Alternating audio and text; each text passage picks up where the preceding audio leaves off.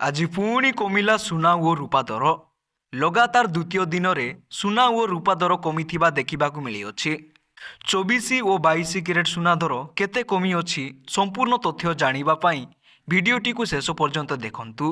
ହେଲେ 24 କ୍ୟାରେଟ୍ ସୁନା ଦର 8,620 ଟଙ୍କା ହ୍ରାସ ପାଇଅଛି। ଗତକାଲି 10 ଗ୍ରାମ ପିଛା 24 କ୍ୟାରେଟ୍ ସୁନା ଦର 1,69,200 ଟଙ୍କା ଥିବାବେଳେ ଆଜି 1,60,850 ଟଙ୍କା ହୋଇଅଛି।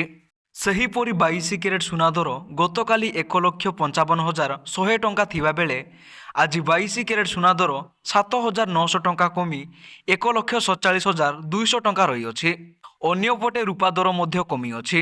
ଆଜି ଗୋଟିଏ ଦିନରେ ରୂପା କେଜି 55,000 ଟଙ୍କା ହ୍ରାସ ପାଇଅଛି। ଗତକାଲି ରୂପା ଦର 4,05,000 ଟଙ୍କା ଥିବାବେଳେ ଆଜି 3,50,000 ଟଙ୍କା ହୋଇଅଛି। ହେଲେ ଓଡ଼ିଶାର ରାଜଧାନୀ ଭୁବନେଶ୍ୱରରେ 24 କ୍ୟାରେଟ୍ ସୁନା 10 ଗ୍ରାମ ପିଛା 9,650 ଟଙ୍କା ହ୍ରାସ ପାଇ ଏବେ ବର୍ତ୍ତମାନ 1,69,200 ଟଙ୍କା ରହିଅଛି ଓ 22 କ୍ୟାରେଟ୍ ସୁନା 10 ଗ୍ରାମ ପିଛା 8,850 ଟଙ୍କା ହ୍ରାସ ପାଇ ଏବେ ବର୍ତ୍ତମାନ 1,55,100 ଟଙ୍କା ରହିଅଛି। ତେବେ ଏହିଭଳି ଖବର ସବୁଠାରୁ ପ୍ରଥମେ ପାଇବା ପାଇଁ ଆମ ଚ୍ୟାନେଲକୁ ସବସ୍କ୍ରାଇବ୍ କରି ପାଖରେ ଥିବା ବେଲ୍ ଆଇକନ୍କୁ କ୍ଲିକ୍ କରିଦିଅନ୍ତୁ।